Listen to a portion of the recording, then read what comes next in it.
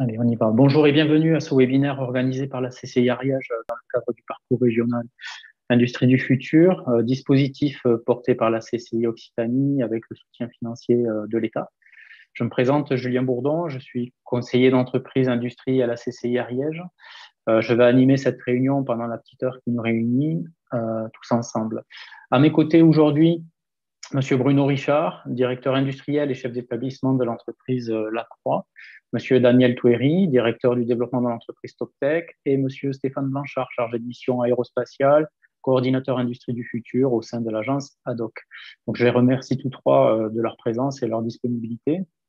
Je souhaite la bienvenue aux entreprises ariégeoises et d'Occitanie qui sont parmi nous aujourd'hui. Donc, ce webinaire vous est dédié. Il est structuré selon un format court avec pour un objectif simple de vous sensibiliser aux enjeux et outils de la transformation pour l'industrie du futur et de vous présenter le parcours régional en lui-même. Donc, notamment au travers du témoignage, en l'occurrence, de l'entreprise TopTech et de l'entreprise Lacroix. Daniel Touéry et Bruno Richard vont vous présenter les problématiques de performance industrielle et de planification de production qui ont touché l'entreprise Lacroix et comment ils ont pu ensemble y remédier. Donc, dans un troisième temps, Stéphane Blanchard de l'agence ADOC vous présentera le parcours régional industrie du futur. Et suite à ces trois interventions, on s'accordera un petit temps d'une dizaine de minutes, voire davantage, si on en a la possibilité, pour faire un petit échange sur la base de questions-réponses. Donc, vous pouvez, en tant que participant, renseigner vos questions dans le chat qui est dédié, ou je crois que ça s'appelle, c'est un onglet qui s'intitule Converser. Vous pouvez tout au fil des présentations renseigner vos interrogations, vos questions, vos remarques, et on essaiera de répondre à un maximum d'entre elles. Pour le bon déroulement du webinaire, nous avons verrouillé vos vidéos et micros, mais si vraiment pour des besoins très particuliers c'était nécessaire, on pourrait individuellement permettre l'activation d'un micro. Voilà, donc je passe de ce pas la parole à Daniel Touéry qui va vous présenter l'accompagnement proposé à l'entreprise Lacroix. Daniel, c'est à vous. Bon, Très super. bien. Bonjour à toutes et à tous. Donc, je ne sais pas qui encore est derrière son écran. En tout cas, bienvenue dans ce webinaire. Je vais vous présenter rapidement la société TopTech en le centrant autour du parcours régional Industrie du futur, mais parcours pour lequel Stéphane Blanchard donnera plus de détails tout à l'heure à la fin du webinaire. Ce parcours, il y a 7 architectes, dont TopTech qui a été retenu, et se déroule en 2 temps, une phase de diagnostic de 5 jours et une phase de déploiement de 25 jours maxi, donc ça peut aller de 0 à 25 et au-delà, puisque dans certaines entreprises, les projets de déploiement peuvent être nécessiter plus que 25 jours.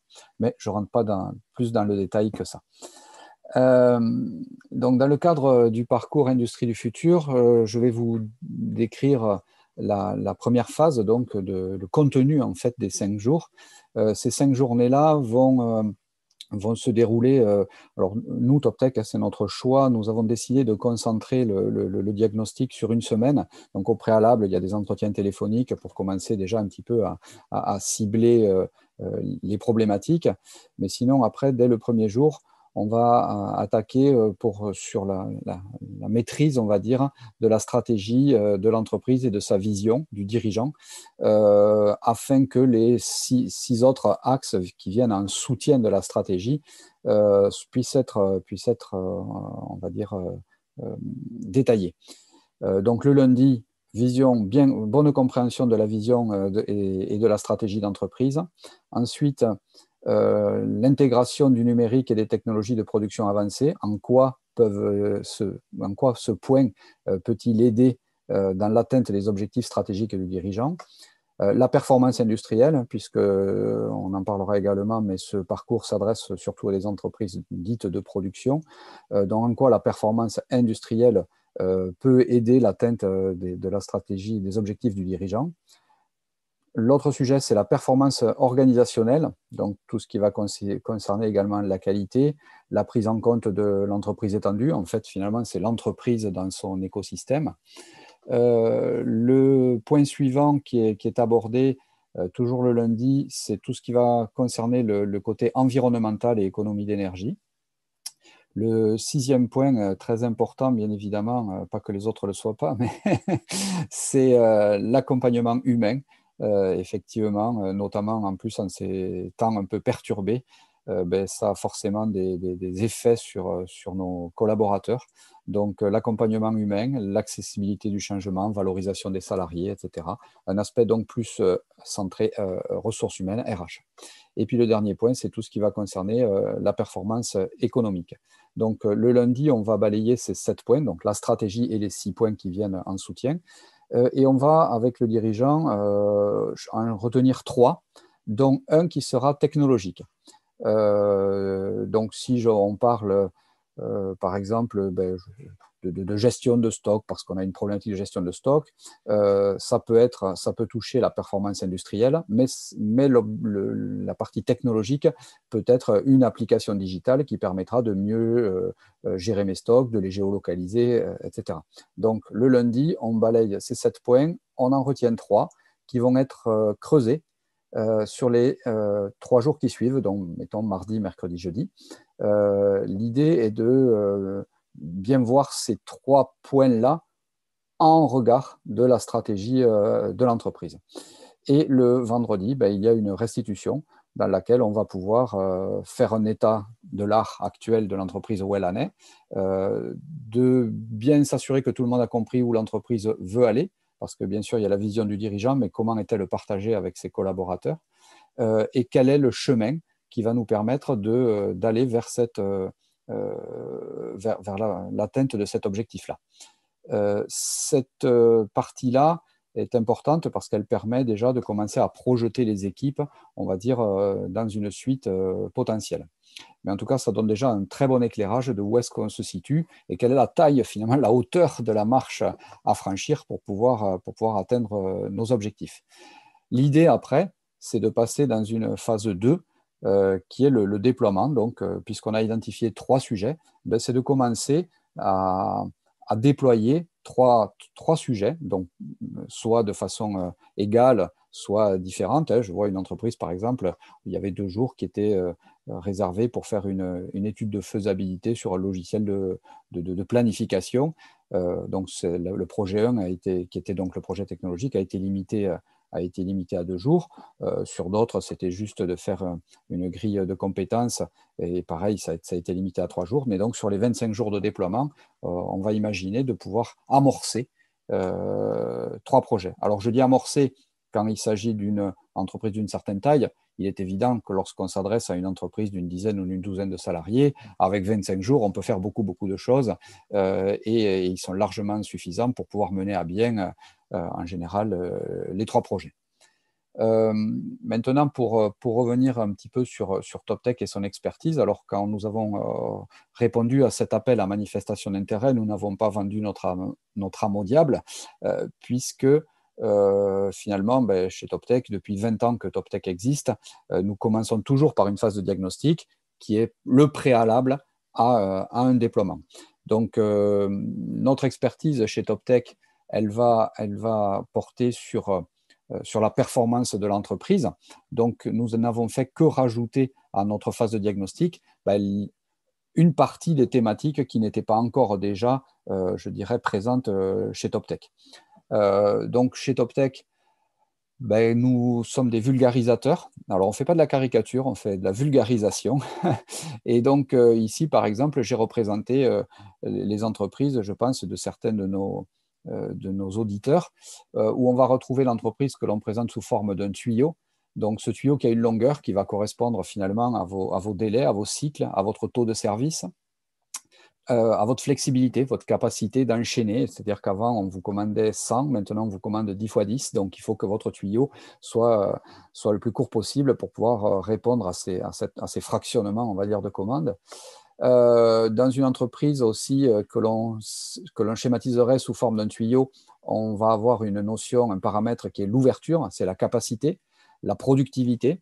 Alors, il y a peut-être parmi les auditeurs des entreprises du secteur aéronautique, et aujourd'hui on ne parle peut-être pas de capacité, mais en parallèle, le Covid, dans d'autres industries, à provoquer une augmentation des commandes. Je pense notamment à tout ce qui est habitat, piscine, agroalimentaire, etc. Donc là, on a des problématiques de capacité ou de productivité. Et puis, le dernier paramètre que l'on va pouvoir regarder sur un tuyau, c'est ce que l'on appelle chez TopTech les fuites. Les fuites, c'est tout ce que vous payez, mais que jamais vous refacturez directement au client. Des erreurs, de la matière gâchée, etc. Donc, fuite, longueur, ouverture.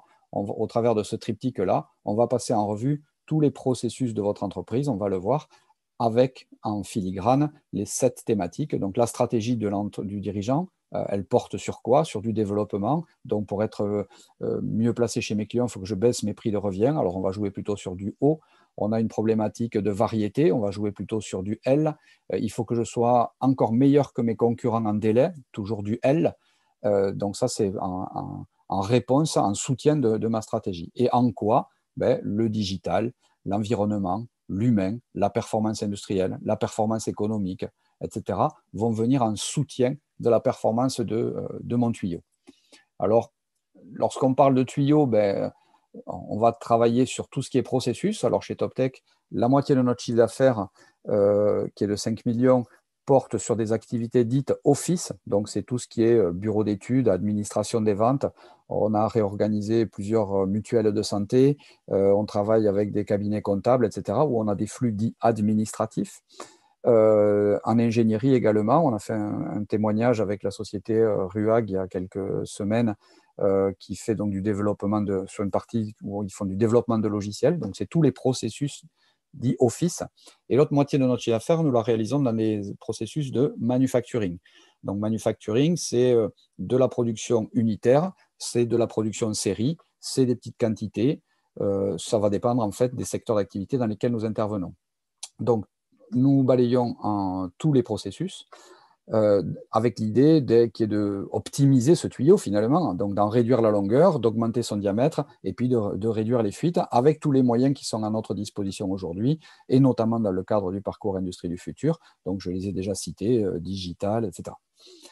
Le deuxième paramètre que l'on va regarder, c'est tout ce qui va concerner la partie maîtrise du système de gestion et la planification. Donc, je ne m'étendrai pas trop là-dessus puisque c'est l'objet de la présentation de la croix. Donc, c'est tout ce qui est en amont du tuyau. C'est-à-dire qu'on peut avoir un beau tuyau, une bonne organisation. Maintenant, on peut la rendre encore plus performante parce qu'on aura une planification qui sera optimale. Donc, on va rentrer dans des notions de plan industriel et commercial, de programme directeur de production, planning et ordonnancement. Encore une fois, je veux dédramatiser tout ça et démystifier. Suivant la taille de l'entreprise, suivant son secteur d'activité, pour certaines, on va travailler juste sur planning ordonnancement. Sur d'autres, on ira chercher du pic parce que ça a un vrai intérêt stratégique déjà d'être à 12-18 mois avant de commencer à anticiper des choses à venir, surtout les entreprises qui vont se développer, etc., ou qui ont leurs propres produits. Alors théoriquement, on pourrait s'arrêter là puisqu'on a un tuyau qui est bien organisé et puis on le remplit bien. Sauf que dans la vraie vie, ben, en fait, il y a toujours des écarts. C'est ce que j'avais prévu de faire aujourd'hui, ce que j'avais prévu de faire cette semaine, ce que j'avais prévu de faire ce mois-ci. Est-ce qu'on y est? Donc, on va mettre en place et on va auditer votre système de pilotage de la performance. Parce qu'il n'y a rien de plus désagréable qu'un client vous appelle le lundi matin et vous dise qu'il n'a pas été livré vendredi. Mais si le camion n'est pas parti de chez vous vendredi, ce n'est pas le vendredi dans les 5 dernières minutes qu'il n'est pas parti. Il s'est passé quelque chose plus tôt. Donc, un écart qui s'est produit entre ce qu'on avait prévu de faire, planning, et ce qu'on a réalisé, tuyau. D'accord? Donc, on va regarder comment vous pilotez votre performance dans l'entreprise. Encore une fois, autant dans la partie administrative de l'entreprise que dans la partie manufacturière. J'ai pris l'exemple d'un camion qui ne part pas le vendredi soir, mais peut-être que vendredi dernier, vous aviez promis à un client de lui envoyer une offre de prix, et peut-être ce matin, vous a-t-il rappelé pour dire qu'il attendait toujours son devis. Vous ne vous mettez pas dans les meilleures conditions pour obtenir la commande. Et si cette offre n'est pas partie vendredi soir, encore une fois, ce n'est pas dans les 5 dernières minutes qu'elle n'est pas partie, il s'est passé quelque chose plus tôt. Est-ce qu'un fournisseur qui devait vous remettre lui-même un prix ne vous a pas répondu? Est-ce que la personne qui était chargée de saisir l'offre ne l'a pas mis dans ses priorités? Que sais-je? En tout cas, on ne cherche pas de coupable. Qu'est-ce qu'on peut faire maintenant pour éviter que ça se reproduise et tenir nos engagements? Et puis le dernier point que l'on va regarder au travers de nos 4 axes, je dirais, de nos 4 leviers, c'est tout ce qui va concerner la partie humaine et notamment le management. Parce que vos managers dans les entreprises sont souvent des gens issus du terrain, de très bons techniciens que l'on a nommés chefs à un moment donné. Et ces personnes-là, c'est un nouveau métier. C'est-à-dire que le vendredi soir, ils ont pointé comme opérateurs et le lundi matin, ils étaient chefs. Qu'est-ce qui s'est passé dans le week-end? Donc, l'idée est de dire comment est-ce qu'on peut faire progresser ces personnes-là pour qu'elles habitent mieux, finalement, plus complètement, le costume de chef qu'on leur a, la mission de chef qu'on leur a donnée. La bonne nouvelle, c'est que depuis maintenant 7 ans que nous développons ces bonnes pratiques de supervision, nous nous sommes rendus compte qu'il y avait très peu d'erreurs de casting dans les sociétés. Excusez-moi. C'est-à-dire que les managers que vous avez nommés sont bien à leur place, sauf que peut-être on ne leur a pas complètement expliqué leur nouveau rôle. Voilà. Donc, au travers de ces 4 axes-là que nous allons passer en revue, on va regarder les 7 points, donc j'ai dit présenté précédemment, d'industrie du futur, donc tout ce qui concerne en regard avec la stratégie, le numérique, la partie organisation de production, la partie organisation d'une manière plus générale, le côté RH, le côté environnemental, etc., dans l'entreprise. Le digital, donc un exemple, peut nous servir à inspecter des processus. Si je vous fais un petit retour d'expérience là, des différents projets qu'on a menés, là on est en train d'installer dans une entreprise du secteur de l'aéronautique un outil digital qui va permettre de faire de l'animation à intervalles courts, des suivis, des tournées de terrain, etc. Dans une autre entreprise, c'est un petit logiciel avec un petit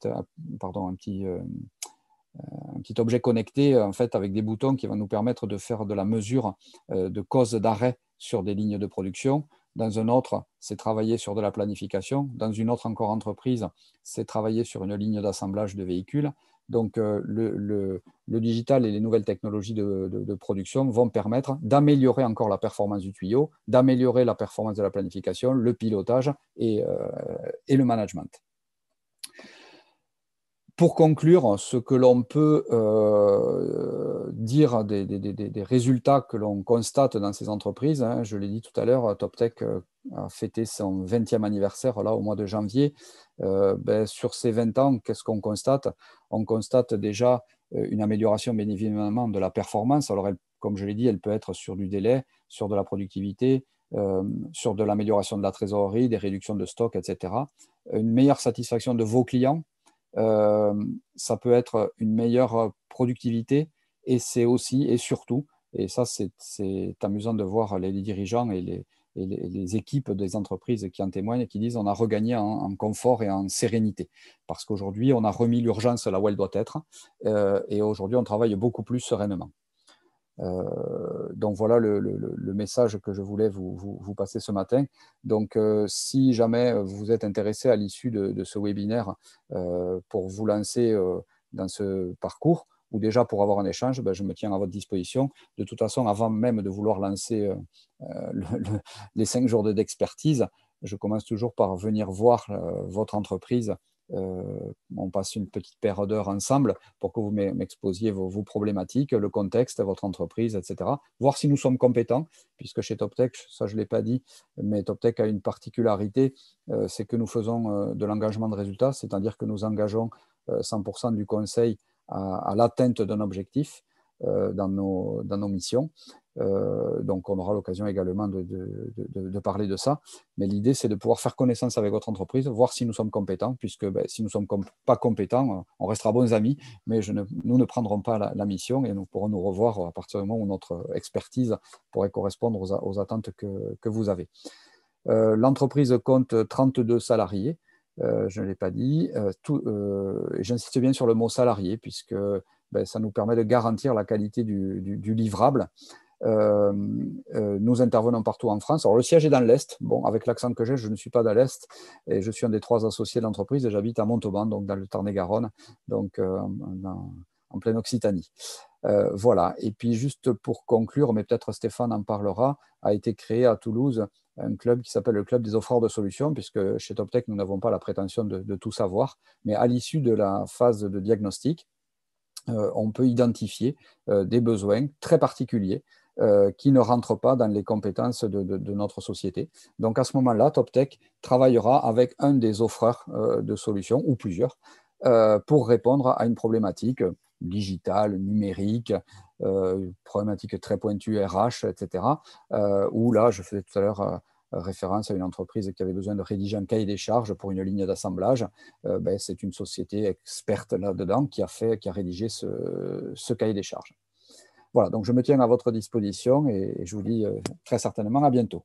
Merci de votre attention. Donc, bonjour à tous, je me présente, je m'appelle donc Bruno Richard, je suis directeur industriel de la société Lacroix. La société Lacroix, basée à Mazères, appartient au groupe Étienne Lacroix, dont le métier est l'étude, la conception et la fabrication d'effets pyrotechniques à destination de l'industrie civile et militaire. Donc, moi, je suis en poste depuis mi-2018 et à cette occasion, j'ai rejoint l'usine de Mazères. Donc, nous sommes basés dans le nord de l'Ariège. On compte aujourd'hui environ 350 personnes sur l'usine et c'est l'usine majeure du groupe Lacroix. Donc, sur cette usine, nous allons en effet fabriquer et concevoir tous les effets pyrotechniques à destination de nos clients. Donc, comme vous le confirmait Daniel juste avant moi, après une petite période d'observation, j'ai fait appel à la société TopTech dans le cadre, alors c'était un petit peu en amont de l'industrie du futur puisque c'était en 2019. J'ai fait appel à TopTech en fait pour essayer de faire un premier diagnostic sur nos opérations avec essentiellement une visée qui était à la fois ce qui vous a été résumé juste avant, c'est-à-dire quelle est la taille de notre tuyau, est-ce qu'on est à l'heure ou pas, est-ce qu'on est compétitif dans nos offres et qu'est-ce qu'on peut faire pour mettre un peu tout ça en musique. Donc, je vous confirme en effet que TopTech, dans ces cas-là, a démarré sa prestation par une prestation de diagnostic. Donc, nous avons passé quelques jours avec Daniel et ses équipes pour faire le diagnostic de nos opérations et savoir quelle était notre vision et qu'est-ce qu'on attendait d'une prestation externe. Nous, notre besoin était très clair. Ce n'était pas un audit qu'on voulait, c'était un vrai accompagnement avec un résultat et quelque chose qui serait immédiatement inscrit dans nos résultats, dans nos indicateurs, de façon à ce qu'on fasse quelque chose qui soit très concret. C'était notre demande au départ, donc de l'accompagnement terrain et surtout une méthode qui nous permette d'avancer rapidement en impliquant les équipes et en ayant aussi des consultants qui étaient totalement impliqués dans la vie au quotidien de l'entreprise. Donc, suite au diagnostic, on a identifié en fait 3 grands projets. Le premier, c'était un projet purement basé sur de la performance au niveau de la production. Donc là, on a monté un projet pilote sur les équipes de production pour l'organisation des rituels, l'organisation en production au niveau des ateliers. On a mis en place, Daniel vous en parlait tout à l'heure, les ateliers à intervalles courts, un certain nombre de routines, un certain nombre de pratiques. Ça, c'était le premier chantier. Le deuxième chantier, issu aussi du diagnostic, s'appelait bonne pratique de supervision. Ça nous a permis aussi de faire monter en compétence nos équipes de supervision en production, avec directement nos ingénieurs de production, mais aussi ce qu'on appelle les animateurs d'équipe, qui chez nous sont en sorte des chefs d'équipe, et leur donner un peu la main sur des outils de gestion au quotidien et une certaine rigueur aussi dans la production. Le troisième chantier, c'était le projet de mise en production, qu'on a appelé le chantier de planification. Donc, c'est celui que je vais vous montrer assez rapidement. Je vais essayer de pas trop vous abreuver de chiffres. Je n'ai pas fait de présentation spécifique. C'est vraiment, je vais vous montrer vraiment le rendu de ce qu'on a présenté nous-mêmes à nos équipes suite à ce chantier-là. Et à l'issue de ces 3 chantiers, on en a même démarré un 4e, qui était le chantier organisation des méthodes, qui est venu, en fait, l'appétit vient en mangeant. Au fur et à mesure qu'on a fait ces chantiers, on s'est rendu compte qu'on en avait d'autres à faire ailleurs. En termes d'ordre de grandeur, ça a duré un peu plus d'1 an. Chaque chantier a eu au moins 25 à 30 jours. Donc, on est sur un équivalent de prestation de l'ordre de 120 jours à peu près, avec un accompagnement d'un consultant TopTech. Donc, sur 2 chantiers, c'était le même, et sur un 3e chantier, c'était une personne différente, mais avec un lien entre chacun de ces chantiers. Donc, sur la partie purement planification, un de ces 3 sujets, on s'est rendu compte lors de notre audit et notre diagnostic qu'on avait un petit peu de difficulté en fait, à livrer nos clients en temps et heure tel qu'on le voudrait, surtout avec des coûts maîtrisés. Donc, on est passé sur une méthode qu'on appelle DIMEC, définir, mesurer. Je pense que certains d'entre vous la connaissent, analyser, etc.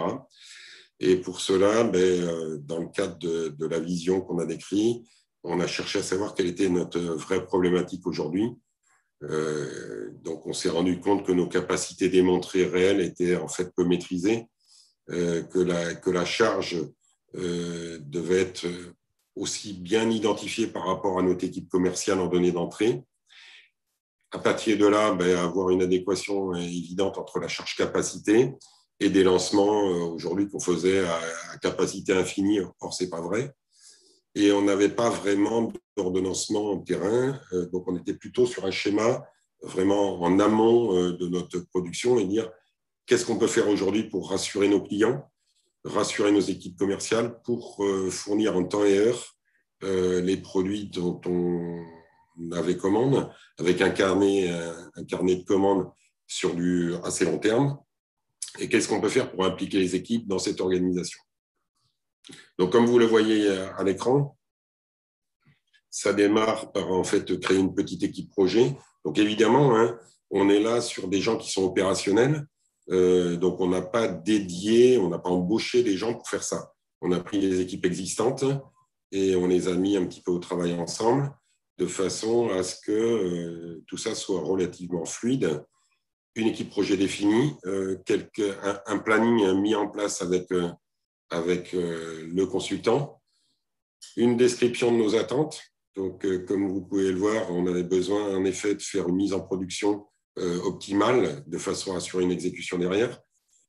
On devait aussi mesurer pour être sûr qu'on avait bien des capacités bien connues, bien maîtrisées, un bon équilibrage de charge, des données fiables.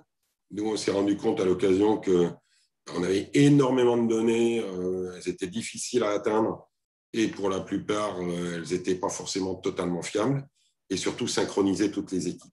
Donc, sur notre projet, le périmètre a été de dire voilà, toutes les productions du site doivent être faites selon un horizon PIC, PDP, planning, ordonnancement qui n'existait pas, en tout cas au niveau détaillé, et avec une connaissance accrue, je dirais, de toutes ces interfaces, qui était une vraie difficulté.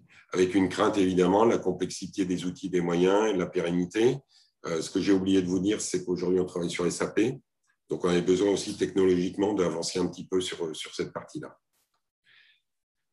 Donc, en pratique, comment ça se passe? Il y a des petits groupes de travail qui ont été montés avec… donc, j'ai flouté un peu la tête des gens pour respecter la confidentialité.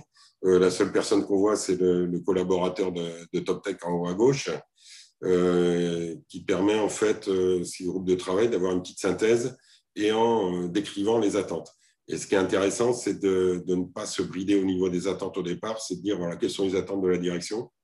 Donc, très simple, respect, sécurité, qualité, coût, délai, robustesse, fiabiliser la planif, etc. Mais aussi quelles étaient les attentes des employés. Et là, on était vraiment sur des schémas stress, mode pompier, souci d'anticipation, les informations partagées. Alors, c'est les grands mots, la communication. À chaque fois, dans les entreprises, on dit qu'il faut mieux communiquer. Mais comment ça s'éclaircit au niveau directement des personnes. faire des synthèses sur ce qu'on appelle les fuites, hein, donc les gaspillages. Qu'est-ce qu'on fait comme gaspillage?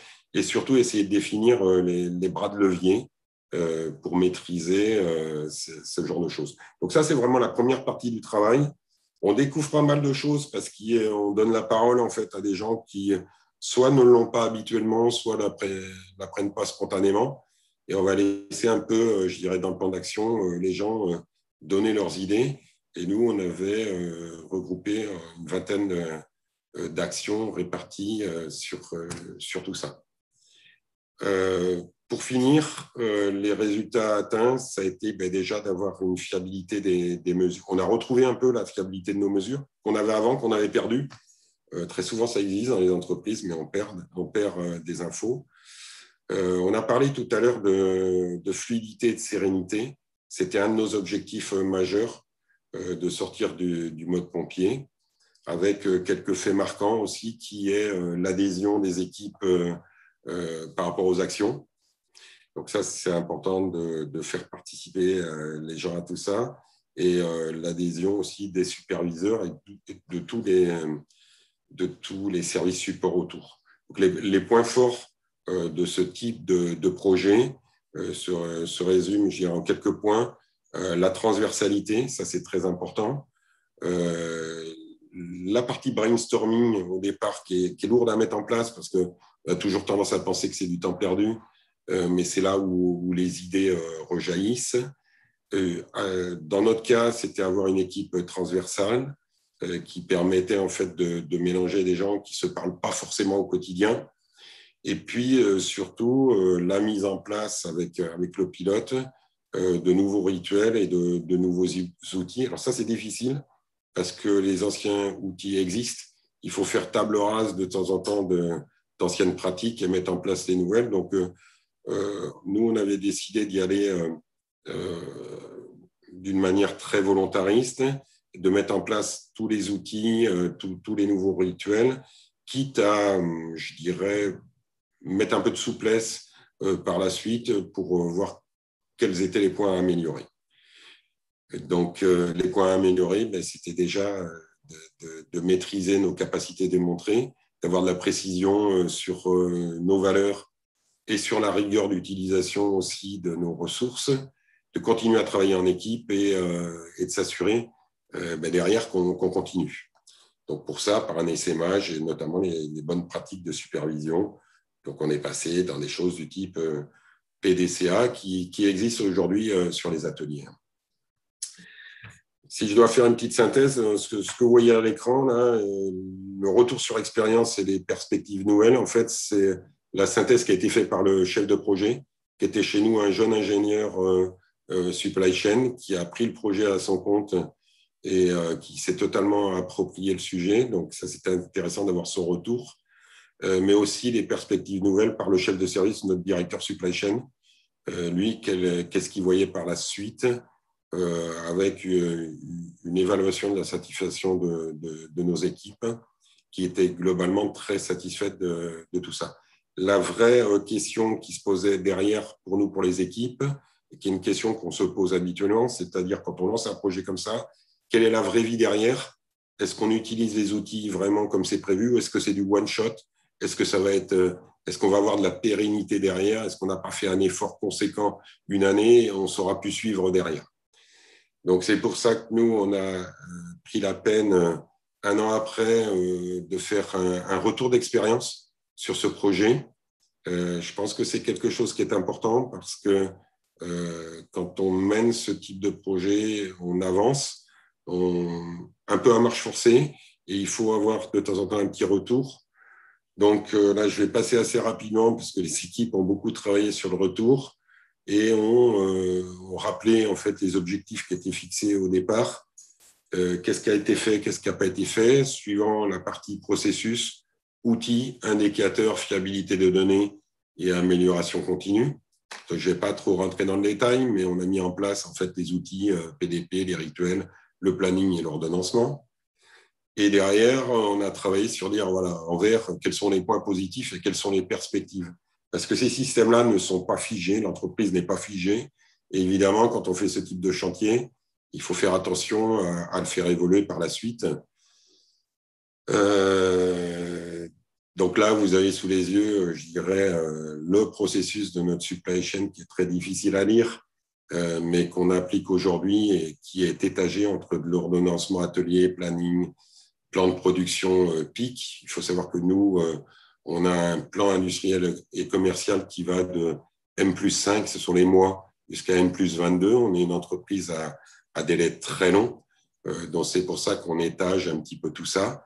Et processus par processus, on a travaillé avec les équipes pour savoir qu'est-ce qui était positif avec les indicateurs et qu'est-ce qu'il restait à faire après le projet et qui va engager, je dirais, un deuxième projet derrière. Donc, vous voyez, en vert à droite, vous avez tous les points qui ont été notés positifs et en jaune, les points qu'on appelle d'une manière pudique à améliorer, puisque c'est ce dont on se rend compte au fur et à mesure des processus. Et ça, on l'a fait au niveau du système, on l'a fait au niveau de la maîtrise des données de capacité et de charge. On a fait cette même étude-là en disant, voilà, aujourd'hui, dans nos démarrages à l'heure, nos revues d'anticipation, où est-ce qu'on en est sur le premier niveau, quels sont les points positifs, quels sont ceux qui restent à améliorer. On l'a fait ensuite sur le deuxième niveau de planification, le planning, cette fois-ci sur un horizon à 12 mois. Qu'est-ce qu'il reste à faire? On arrive très vite à des questions d'ordre d'organisation dans les entreprises. Quels sont les outils qu'on met en place, évidemment? Comment on est sur SAP? Est-ce qu'on a un bon lissage de la charge? Et qui fait quoi entre le responsable de production, planification, etc. On a ensuite beaucoup travaillé sur la maîtrise de nos données et les liens entre les diverses données. Qu'est-ce qu'on peut rentrer dans SAP? Qu'est-ce qui sort de SAP? Qu'est-ce qu'on fait sur Excel? Est-ce qu'on n'est pas trop papier? Et comment on va avancer sur le sujet? Qu'est-ce qu'on respecte au niveau de nos indicateurs? Donc, depuis, je dirais, début 2020, moi, en tant que directeur industriel, je prends des engagements vis-à-vis de ma direction générale sur les respects de délais, etc. Et vous pouvez voir que quand c'est vert, c'est bon. Quand c'est gris, c'est un peu moins bon. Et là, on est en train de construire le retour d'expérience. On a descendu la maille à 4 mois avec un petit souci en 2020 avec le Covid.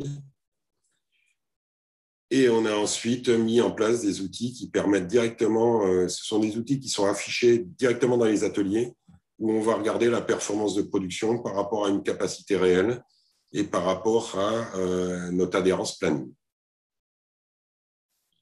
On a bien évidemment fiabilisé nos données et amélioré la fiabilité de démarrage en production. Aujourd'hui, sur 2021, je peux vous l'annoncer aujourd'hui puisque c'est la première fois, on est à 100% de démarrage à l'heure. On était très loin de tout ça il y a encore quelques mois.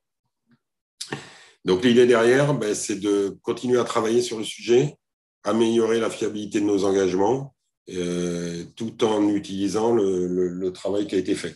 Donc tout ça, en conclusion, je dirais, nous a permis déjà de créer du lien au niveau des équipes. Sur une usine à 350 personnes, c'est pas facile. Ça nous a permis aussi, on a des résultats concrets, c'est-à-dire que les 10% de productivité, on les a eus. On a aussi réduit notre retard de commande. On avait, fin 2018, environ 40 lignes de commande en retard. Aujourd'hui, on n'est plus qu'à 6 ou 7. J'espère que d'ici la fin de l'année, on sera à 0.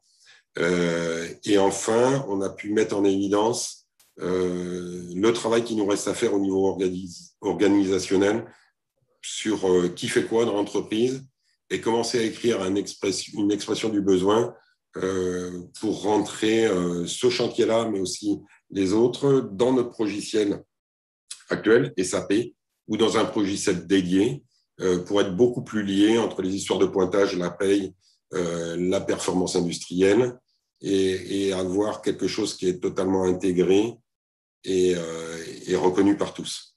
Le dernier point, le plus important, nous sommes aujourd'hui sortis du mode pompier, celui où on réagit à la dernière minute et c'est trop tard.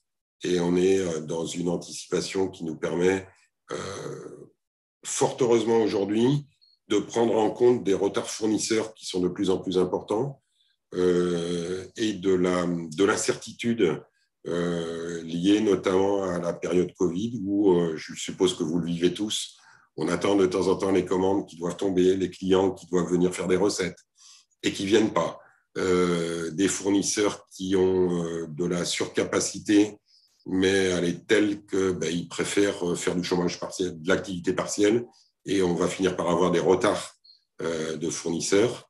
Donc tout ça, aujourd'hui, on a pu anticiper tout ça. Je ne dis pas que ça ne nous impacte pas, ça nous impacte encore pas mal, mais on est mieux prêt, on voit les choses arriver, et quelque part, on a une vision de notre activité qui est bien plus importante que celle qu'on pouvait avoir, et une sérénité au quotidien qui est très importante aussi pour nos équipes, puisque nous faisons un métier à risque. Manipuler de la pyrotechnique, c'est quelque chose qui est pas neutre. Et aujourd'hui, cette sérénité, cette tenue des engagements, cette espèce de jalonnement, on a un rythme aujourd'hui, une espèce de tag time qui nous permet d'avoir un rythme assez régulier. Ça donne beaucoup de sérénité et de sécurité pour finir, qui est un de nos objectifs majeurs aujourd'hui chez Lacroix, en plus de livrer nos clients, bien évidemment. Donc voilà, donc je serai à votre disposition si vous avez certaines questions par rapport à ce projet. L'idée, c'était vraiment de vous donner des informations par rapport à un projet concret, avec comment ça se passe et qu'est-ce qu'on peut en retirer. Voilà, donc je vais repasser la main au suivant. Je vais arrêter cette présentation. Bonjour à tous. Donc, normalement, mon écran est bien partagé. Merci Julien et merci aux intervenants là, pour me donner l'occasion de vous présenter le programme régional sur l'industrie du futur. Donc, je suis Stéphane Blanchard, chargé de mission aéronautique au sein de l'agence de développement ADOC. Mais également, et mon intervention aujourd'hui autour de ça, je coordonne le programme Industrie du futur de la région Occitanie. Hop. Excusez-moi, ça n'avançait pas. Donc, rappeler, donc, je ne vais pas revenir sur ce qu'a pu déjà évoquer Daniel en introduction de ce webinaire. Rappeler que la région et l'État sont fixés un objectif d'accompagnement pour aider les entreprises industrielles à se transformer vers l'industrie du futur d'ici fin 2022. Un programme donc, qui s'insère dans un objectif global au niveau national de 10 000 accompagnements sur 3 ans. Et en Occitanie, on a l'objectif d'accompagner 470 entreprises sur ces 3 ans, 70 sur le volet aéronautique et 400 entreprises, toutes filières confondues, industrielles en région, et quel que soit leur degré de maturité. Donc, pour revenir juste sur la partie sur l'aéronautique, donc ce sont des entreprises que l'on souhaite accompagner. C'est un programme qui est plus long, qui est sur 18 mois par rapport à ce qu'a pu déjà présenter Daniel, et qui sont pour des entreprises qui ont déjà un niveau de maturité, on va dire déjà un petit peu avancé, qui auraient déjà mis en place un certain nombre d'actions pour le volet performance industrielle, excellence opérationnelle, et qui seraient dans une phase plutôt de digitalisation de l'entreprise. Donc là, avec une prise en charge par le GIFAS, l'État et la région, et qui aurait un reste à charge d'environ soit 15 000 € pour les entreprises non adhérentes au GIFAS et 7 500 € pour les PME adhérentes du GIFAS. Aujourd'hui, je voulais revenir sur la partie programme régional. Donc, les 7 axes qu'a présenté Daniel, je ne vais pas revenir dessus. Par contre, pour revenir sur le principe et l'importance de la vision et de la stratégie du dirigeant. Le but que l'on veut quand on parle d'industrie du futur, ce n'est pas l'industrie 4.0 avec un objectif de très haut niveau de qualité et avec l'image que l'on pourrait avoir peut-être de l'automobile, très grand volume, très grande série, tout automatisé. Ce n'est pas forcément ça. On commence sur des prérequis des fois assez basiques, mais qui ont tous pour objectif d'améliorer la compétitivité et la performance de l'entreprise pour une stratégie bien définie. Et aujourd'hui, c'est d'autant plus nécessaire avec la crise que l'on connaît actuellement. Certaines industries en fait, ont des problématiques, on va dire, plutôt bénéfiques, avec de l'augmentation finalement des cadences, comme on peut le voir dans l'agroalimentaire ou dans le domaine de la santé, des entreprises qui ont basculé vers le domaine de la santé, mais qui ont finalement mis en place des nouveaux modèles qui ont nécessité une nouvelle organisation, une amélioration des processus, une montée en compétences. Et donc, ça nécessite malgré tout une agilité, mais aussi un certain recul et une nécessité finalement d'audit pour bien évaluer le besoin en amont. Et à l'inverse, les entreprises qui sont en phase d'une crise avec une baisse d'activité très forte en ce moment, c'est justement le moment peut-être de réinventer un modèle, d'identifier les problématiques et de voir pourquoi la situation pourquoi les difficultés sont si grandes aujourd'hui. Parce qu'on le voit finalement, et je vais reprendre avec ma casquette aéronautique que je connais bien, les difficultés très grandes aujourd'hui du secteur. En fait, on voit que les entreprises qui ont diversifié leur activité, qui seraient moins dépendantes vraiment de la partie aéronautique civile, ont une résilience plus importante. À l'inverse, peut-être que c'est aujourd'hui de se dire que mieux gérer sa planification, mieux gérer sa supply chain, mieux gérer le risque, c'est aussi se faciliter le rebond et la reprise d'activité. Donc, c'est un petit peu ce que l'on cherche à faire aujourd'hui, à vous inciter à participer à ce parcours régional Industrie du futur. C'est identifier tous ces leviers-là qui sont à votre disposition. Et parmi ces 7 leviers qu'a abordé Daniel, c'est de dire que chacun sont en fait euh, interdépendants les uns des autres. C'est-à-dire qu'agir sur un des leviers, ça va nécessairement agir sur les autres. Ça aura un impact sur l'humain, un impact sur l'environnement. Intégrer des nouvelles technologies, c'est un impact sur une organisation globale de votre entreprise et sur l'ensemble des métiers de l'entreprise. Et c'est à ne pas négliger. C'est pour ça que on demande à ce que plusieurs leviers soient étudiés en même temps. Si je prends un exemple avant d'avancer pour ne pas être trop long, j'ai tendance à dire à prendre l'exemple du digital et de la mise en place d'un ERP ou d'un MES. En fait, l'objectif et la fin en soi, ce n'est pas de mettre en place un outil digital, mais c'est bien en amont de définir son besoin, son organisation, pour mettre en place l'outil qui va faciliter derrière le métier et l'activité du quotidien pour l'ensemble des collaborateurs de l'entreprise. Et c'est faire le bon investissement au bon moment en fonction du besoin clairement identifié. Alors pour ce faire, comme on l'évoquait en début de webinaire, on a un programme en 2 phases. La première phase de diagnostic, en 5 jours, qui est pris en charge à 100%, mais ce n'est pas seulement du diagnostic, c'est vous donner les moyens, à la fin de ces 5 jours, d'avoir une feuille de route clairement identifiée, c'est-à-dire une liste peut-être assez conséquente des actions à mettre en œuvre pour engager cette transformation vers l'industrie du futur. Et ensuite, identifier pour ce qui pourrait être mis en place en phase 2, en fait, à assez court terme, les 3 priorités à déployer dans cette phase 2 qui sera prise en charge à 50% et qui peut aller jusqu'à 25 jours. 25 jours, ce n'est pas obligatoire d'aller jusqu'à 25 jours si vous n'en avez pas besoin. Et si vous avez besoin de plus de 25 jours, il y aura d'autres dispositifs régionaux qui pourront prendre le relais pour vous aider à financer de l'expertise supplémentaire ou financer des investissements nécessaires, peut-être sur le digital, sur des machines, sur étudier certaines problématiques plus précises avec des projets d'innovation. Si on prend l'exemple du big data, l'intelligence artificielle, de la fabrication additive, et j'en passe, il y a bien d'autres sujets qui peuvent être étudiés et supportés par des dispositifs régionaux. Pour vous accompagner, on a sélectionné et référencé 7 prestataires.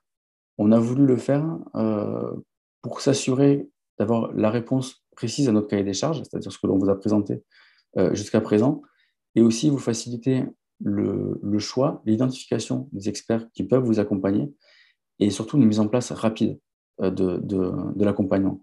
On est sur des délais de mise en place du parcours qui sont de l'ordre de 1 à 2 mois pour avoir votre validation globale du dispositif, avec des possibilités d'accord préalable, j'ai envie de dire, en tout cas pour vous rassurer sur la capacité à déjà engager les accompagnements. Ces prestataires, ils sont spécialistes de l'industrie du futur, mais pas technologue ou expert de technologie en particulier. Et comme le disait Daniel, il y a un club d'offres de solutions en région vers lesquels peuvent se tourner les architectes de projet, excusez-moi. On les appelle comme ça architectes parce que finalement, ils vont un petit peu mener le projet de transformation de l'entreprise et faire appel et proposer aux équipes de l'entreprise et à ses dirigeants la mise en place de solutions et aller chercher des bons experts technologiques, pour le coup, qui pourraient les accompagner dans leurs besoins et dans cette transformation-là. Donc, en fait, ils se veulent, et ce qu'on les appelle, enfin, nous, on souhaite ça, que ce sont des tiers de confiance.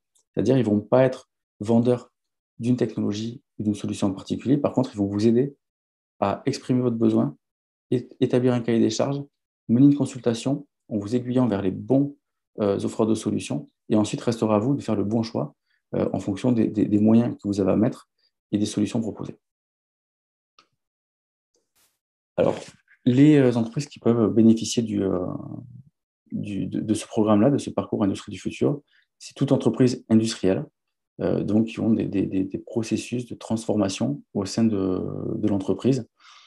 Et ça peut aller jusqu'à si on prend l'exemple peut-être de la logistique industrielle, voire des fois, si on a eu ce cas-là dans des entreprises qui font du e-commerce, mais pas du e-commerce sur le volet commercial, le e-commerce sur le volet organisation industrielle, avec tous les aspects logistiques, de flux et de moyens de planification que ça demande justement de mettre en œuvre. Donc ça, ce sont des activités qui rentrent et qui sont éligibles à ce dispositif-là.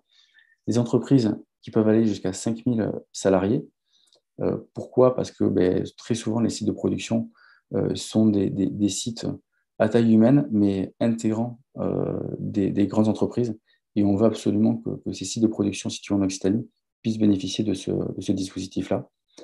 Il faut que l'entreprise ait 1 an d'activité, que les fonds propres soient au moins égaux au montant de la subvention, à savoir que le montant de la subvention pour la phase 1, c'est 6 000 € et que la phase 2 peut aller jusqu'à 15 000 €. Donc, ça ne demande pas des fonds propres très importants. Pour les entreprises industrielles, généralement, cela ne pose pas de problème. Et ensuite, on rentre sur le régime de minimis, notamment pour la phase 1, vu que c'est financé à 100%. Donc, à vérifier justement les aides déjà obtenues au sein de l'entreprise.